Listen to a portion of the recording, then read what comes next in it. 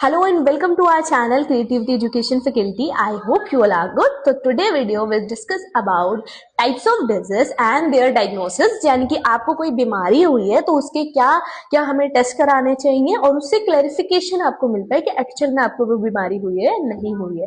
तो सबसे पहले आता है टीबी, जो आपने सुना होगा, उसको बोलते हैं ट्यूबरक्लोसिस नाम से जाना जाता है साइंटिफिक नेम से। उसके लिए अगर मुझे बताना है कि आपको टाइफाइड हुआ है तो उसके मुझे टेस्ट कराना पड़ेगा। मेंटो टेस्ट आता है एक इसका, जिससे हम बता पाते हैं कौन सी स्टेज है और आपको टीबी है भी या नहीं।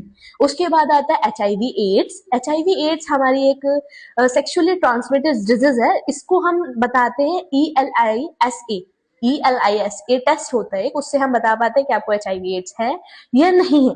उसके बाद मलेरिया किसी को होता है तो हम फटाफट रैपिडली डायग्नोस्टिक टेस्ट होता है वो कराया जाता है, जिससे मलेरिया का क्लैरिफिकेशन मिल पाए। इन सभी टेस्ट्स को कराने से पहले आपको बता दें, उसमें सबसे पहले इंपॉर्टेंट होता है सिम्टम्स देखते ही डॉक्टर बताते हैं कि आपको ये बीमारी के होने के चांसेस हैं, हमें ये लग रहा है।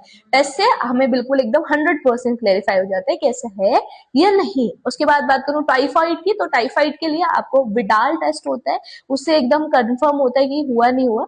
उसके बाद हार्ट अटैक, सपोज किसी को हार्ट अटैक है, चेस्ट पेन हो रहा है, तो उसको हम इको या ईसीजी कराई जाती है, जिससे हम हार्ट रेट और उसका हार्ट फंक्शंस पता करता है कि कोई ब्लॉकेज तो नहीं है या फिर कुछ प्रॉब्लम वैसे तो नहीं है, तो उसके लिए ये कराना पड़ता है। उसके बाद बात करूं अगर मैं ब्रेस्ट कैंसर, किसी को ब्रेस्ट कैंसर होता है, कैंसर की बात हो रही है लेकिन ब्रेस्ट कैंसर की, तो उसको मेमोरीग्राफी कराई जाती है, मेमोग्राफी ब्रेस्ट कैंसर के लिए, जिससे हमें ब्रेस्ट का कैंसर क्लैरिफाई होगा कौन सी स्टेज है या फिर नहीं है। सर्वाइकल और लंग कैंसर के लिए एक ही टेस्ट होता है जिसको हम बोलते हैं एचपीवी टेस्ट, जिससे ये क्लैरिफाई कर पाते हैं हम लोग कि 100% है या नहीं।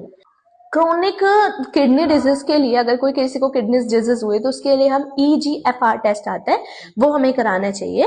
Next test is urinary tract के लिए, अगर किसी को इन्फेक्शन हुआ है यूरिनरी ट्रैक में तो उसको कौन सा टेस्ट कराना चाहिए, उसको यूरिन कल्चर टेस्ट कराना चाहिए, उससे हम क्लैरिफाई कर पाते हैं। उसके बाद आता है जॉन्डिस, किसी को जॉन्डिस मतलब पीलिया, अगर पीलिया हुआ है तो हमें ब्लूब्रेन टेस्ट कराना चाहिए, जिससे हम अच्छे से पता कर पाते हैं कि एक्चुअल में प्रॉब्लम हुई क्या है, कितने स्टेज से क्या कितने % में है आपको।